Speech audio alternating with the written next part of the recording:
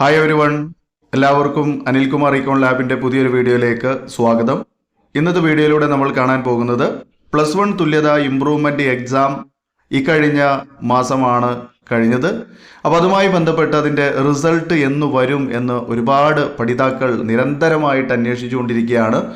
പരീക്ഷ കഴിഞ്ഞ ആളുകൾക്കുള്ള ആ ഒരു കോൺഫിഡൻസ് അല്ലെങ്കിൽ അവർക്ക് ഒരു അതിൻ്റെ റിസൾട്ട് എന്താകുമെന്നറിയാനുള്ളൊരു ആകാംക്ഷ ഉണ്ടാവും, ജിജ്ഞാസ ഉണ്ടാകും, സ്വാഭാവികമാണ്.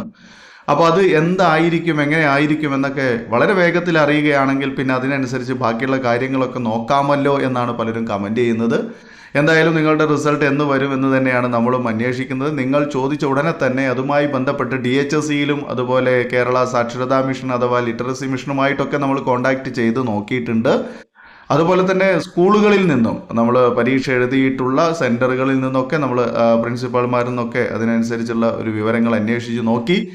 പക്ഷേ നമുക്ക് അറിയാൻ സാധിക്കുന്ന ഒരു കാര്യം എന്ന് പറയുന്നത് സാധാരണഗതിയിൽ +1ൻ്റെ ഇമ്പ്രൂവ്മെൻറ്റ് നടക്കുന്നത് നമുക്കറിയാം. നമ്മൾ +1 കഴിഞ്ഞ് +2ലേക്ക് വന്ന് +2 ക്ലാസ്സൊക്കെ നടന്നുകൊണ്ടിരിക്കുന്നതിൻ്റെ ഇടയിലാണല്ലോ ഇപ്പോൾ +1ൻ്റെ ഇമ്പ്രൂവ്മെൻറ്റ് വന്നിട്ടുള്ളത്. അപ്പോൾ സ്വാഭാവികമായിട്ടും വർഷങ്ങൾ അങ്ങനെ തന്നെയാണ് നടക്കാറുള്ളത്. ഇതിൻ്റെ റിസൾട്ട് വരാറുള്ളത് +2ൻ്റെ ഏകദേശം ഒരു അവസാന വർഷത്തോട് കൂടിയിട്ടൊക്കെ തന്നെയാണ്. അതായത് നമ്മൾ +2 അവസാനിക്കുന്നതിനോട് തൊട്ട് മുമ്പൊക്കെ ആയിട്ടാണ് സാധാരണ +1 ഇമ്പ്രൂവ്മെൻ്റ് റിസൾട്ട് വരാറുള്ളത്.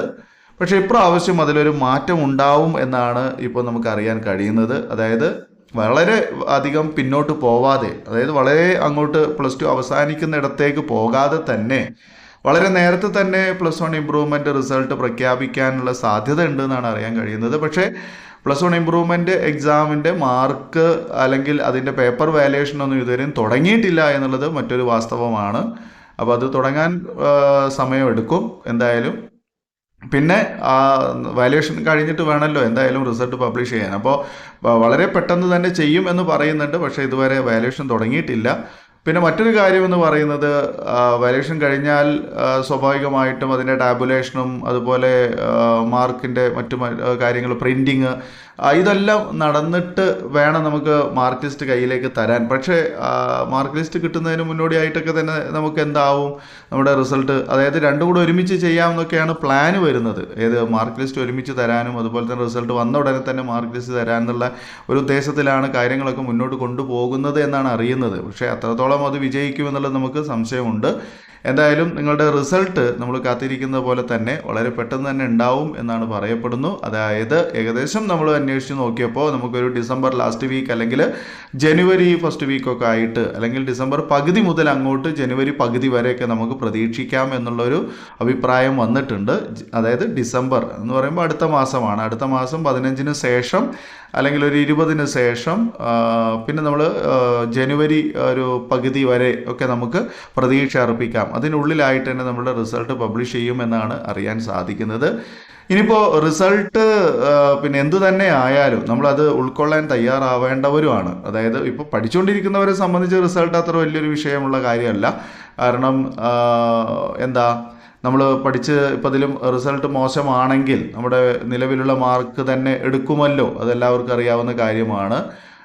അതുപോലെ തന്നെ മാർക്ക് കുറഞ്ഞു പോയിട്ടുണ്ടെങ്കിൽ ഇനിയിപ്പോൾ ആ പഴയ മാർക്ക് തന്നെയാണ് കിട്ടുന്നതെങ്കിൽ നമുക്ക് എന്ത് ചെയ്താൽ മതി, നമ്മൾ +2 പരീക്ഷയിൽ കൂടുതൽ മാർക്ക് വാങ്ങിയാലും മതി. നല്ല മാർക്ക് വാങ്ങുകയാണെന്നുണ്ടെങ്കിൽ നമുക്ക് എന്ത് ചെയ്യാം, +2 നല്ല രീതിയിൽ പാസ്സാവാനും സാധിക്കും. പക്ഷേ ഇത് സാധാരണഗതിയിൽ ഒരു പ്രശ്നം ഉണ്ടാക്കുന്നത് നമ്മുടെ ഇമ്പ്രൂവ്മെൻറ്റ് കമ്പാർട്ട്മെൻറ്റ് സ്റ്റുഡൻസിനെയാണ്. അതായത് തുല്യത +2 കഴിഞ്ഞ്, അതായത് തോറ്റുപോയിട്ടുള്ള, കഴിഞ്ഞ വർഷം വരെ എഴുതി തോറ്റുപോയിട്ടുള്ള ആളുകളെ സംബന്ധിച്ച് അവർക്ക് വലിയൊരു വിഷയമാണ്. നിലവിലൊരു വിഷയം തന്നെ ആയിരുന്നു. ഇമ്പ്രൂവ്മെൻറ്റ് +1 ജയിച്ചിട്ടുണ്ട്, +2 ആണ് തോറ്റത്, പിന്നെ +1 എഴുതേണ്ടിയിരുന്നോ എന്ന് വരെ സംശയങ്ങൾ ഉണ്ടായിരുന്നു. നമ്മൾ വേണ്ട എന്ന് പറഞ്ഞുകൊണ്ട് നമുക്ക് DHSEയിൽ നിന്ന് കിട്ടിയ വിവരം അനുസരിച്ച് അത്തരം കാര്യങ്ങളൊന്നും വേണ്ട എന്ന് പറഞ്ഞുകൊണ്ട് വീഡിയോ ചെയ്തിട്ടുണ്ടായിരുന്നു. എന്നാലും പലരും വിളിച്ച് ചോദിച്ചിട്ടുണ്ട് സംശയത്തിൻ്റെ മുകളിൽ.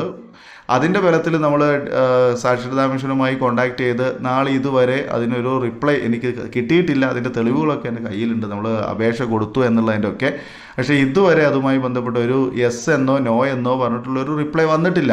അത്രത്തോളം അവർ അതിനങ്ങനെ നോക്കി കാണുന്നുള്ളൂ എന്നാണ്. ഇനിയിപ്പോൾ അവർക്ക് അറിയില്ലെങ്കിൽ അത് അറിയില്ല എന്നോ അല്ലെങ്കിൽ ഞങ്ങൾ ശ്രമിക്കുന്നുണ്ടെന്നോ അല്ലെങ്കിൽ അത്തരത്തിലുള്ള ഒരു മറുപടി ഇതുവരെ ലഭിച്ചിട്ടില്ല. പക്ഷേ പരീക്ഷ നടത്തുന്നത് സാക്ഷരതാ മിഷൻ അല്ല, പരീക്ഷ നടത്തുന്നത് DHSE ആണ്. DHSEയിൽ നിന്ന് നമുക്ക് കിട്ടിയ വിവരം +1 എഴുതണ്ട എന്ന് തന്നെ ആയിരുന്നു. പക്ഷേ പലർക്കും സ്കൂളിൽ പോയി ചോദിക്കുമ്പോൾ 2 വർഷത്തേക്കും ഫീ അടച്ചതല്ലേ, തോറ്റതല്ലേ, അതുകൊണ്ട് നിങ്ങൾ എന്തായാലും 2 വർഷം എഴുതണം എന്ന് പറഞ്ഞുകൊണ്ട് തിരിച്ചു വിട്ടിട്ടുണ്ടായിരുന്നു.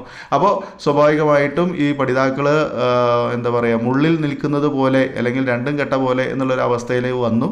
പലരും എഴുതിയിട്ടുണ്ട് എന്നാണ് ഇപ്പോൾ ഞാൻ അറിയുന്നത്. എന്തായാലും അവരൊക്കെ ദൈവം രക്ഷിക്കട്ടെ. നിങ്ങൾ എഴുതിയ പോലെ തന്നെ നല്ല മാർക്ക് എല്ലാവർക്കും കിട്ടട്ടെ.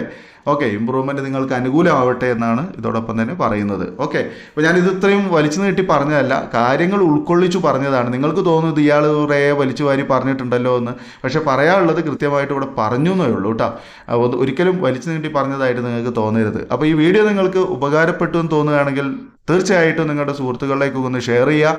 തുല്യത പഠിക്കാൻ ആഗ്രഹിക്കുന്ന ആരെങ്കിലും ഉണ്ടെങ്കിൽ നമ്മുടെ ചാനലൊന്ന് അവർക്ക് ഷെയർ ചെയ്ത് കൊടുക്കണം. അതുപോലെ തന്നെ നമ്മുടെ വീഡിയോ ഒക്കെ ഒന്ന് കാണാൻ പറയുക. ഈ വീഡിയോ ആദ്യമായിട്ട് കാണുന്ന നിങ്ങൾ ആരെങ്കിലും ഉണ്ടെങ്കിൽ എൻ്റെ വീഡിയോ ഒന്ന് സബ്സ്ക്രൈബ് ചെയ്ത് ചാനലൊന്ന് സബ്സ്ക്രൈബ് ചെയ്യുക. അതിൻ്റെ അടുത്ത് തന്നെ കാണുന്ന ബെല്ലിൻ്റെ ചിത്രമുണ്ട്. ആ ബെല്ലൊന്ന് അമർത്തി കഴിഞ്ഞാൽ അവിടെ ഓപ്ഷൻ വരും. ആ ഓപ്ഷനിൽ ഏറ്റവും മുകളിൽ കാണുന്ന ബെല്ല് കൊടുത്തിട്ട് അതിൻ്റെ അടുത്ത് ആൾ എന്ന് എഴുതിയിട്ടുണ്ടാവും, അതൊന്ന് ഞെക്കുക. ഓക്കെ, അപ്പോൾ നിങ്ങൾക്ക് എല്ലാ വീഡിയോയും നമ്മൾ ചെയ്യുന്ന എല്ലാ വിവരങ്ങളും നിങ്ങൾക്ക് നോട്ടിഫിക്കേഷനായിട്ട് വരും. ഓക്കെ, ക്ലാസ്സുകളൊക്കെ കിട്ടും. ഓക്കെ, പിന്നെ അതുപോലെ തന്നെ നമ്മൾ പുതിയൊരു ചാനലുണ്ടെന്ന് ഞാൻ പറഞ്ഞിട്ടുണ്ടായിരുന്നു. തുല്യതാ ലാബ് എന്ന് പറഞ്ഞിട്ട് തുല്യതക്കാർക്ക് വേണ്ടി മാത്രമായിട്ടുള്ള ഒരു ചാനലുണ്ട്. അതാരും സബ്സ്ക്രൈബ് ചെയ്യാത്തവരുണ്ടെങ്കിൽ അത് സബ്സ്ക്രൈബ് ചെയ്യുക. പിന്നെ അതിൽ ലൈവ് ക്ലാസ്സുകൾ വരും, എക്സാം സ്പെഷ്യലായിട്ടുള്ള ലൈവ് ക്ലാസ്സുകൾ വരും. ആ ലൈവ് ക്ലാസ്സുകൾ ഇപ്രാവശ്യം മുതൽ നമ്മളത് പേയ്മെൻറ്റ് ക്ലാസ്സാണ്. പണം അടച്ചവർക്ക് മാത്രമേ ലൈവ് ക്ലാസ്സിൽ പങ്കെടുക്കാൻ കഴിയുള്ളൂ. അപ്പോൾ അവിടെയും നമുക്കറിയാം ജോയിൻ എന്ന് പറയുന്ന ഒരു ബട്ടൺ ഉണ്ട്. അതായത് സബ്സ്ക്രൈബ് എന്നുള്ളതിൻ്റെ തൊട്ടടുത്ത് ജോയിൻ എന്ന് പറയുന്ന ബട്ടൺ ഉണ്ട്. ആ ബട്ടൺ അമർത്തി കഴിഞ്ഞാൽ നിങ്ങൾക്ക് പേയ്മെൻറ്റ് നടത്താൻ ഓപ്ഷൻ കിട്ടും. അതിപ്പോൾ തന്നെ നടത്തണ്ട. ലൈവ് ക്ലാസ്സിനെ സംബന്ധിച്ച കാര്യങ്ങളൊക്കെ നമ്മൾ ചാനൽ അപ്ഡേറ്റ് ചെയ്യുമ്പോൾ നിങ്ങൾക്ക് മനസ്സിലാവും. ആ സമയത്ത് ചെയ്താൽ മതി. ഓക്കെ, അപ്പോൾ നമുക്ക് വീണ്ടും പുതിയൊരു ടോപ്പിക്കുമായി പുതിയ വീഡിയോയിൽ കാണാം. വീഡിയോ കണ്ടിരുന്ന എല്ലാവർക്കും നന്ദി. Thanks for watching.